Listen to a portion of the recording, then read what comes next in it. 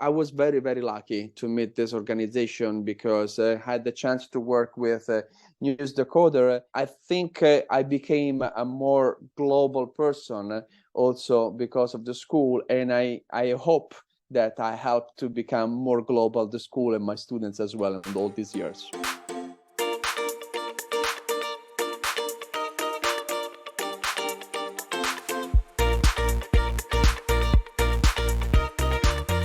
I started to work this way in 2011, and as an Italian language teacher. Back then I was also a musician. I was working also as a music teacher, and I was finishing my PhD in sociology, and so it was a moment in which I was doing three things at the same time.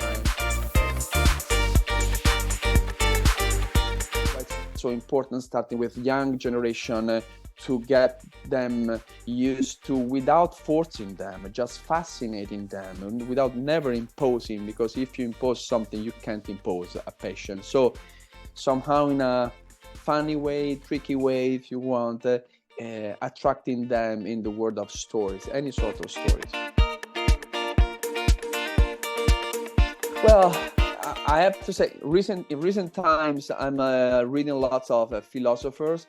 Friedrich Nietzsche is one of my favorite philosophers. I can suggest you one book by an Italian author.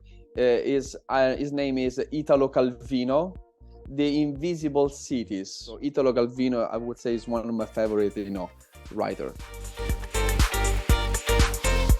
Personally, first of all, by receiving the newsletter and the articles, I use News Decoder to inform myself. You see the voice of the students, meaning that find original voices, with a local approach, by expanded in covering global issues.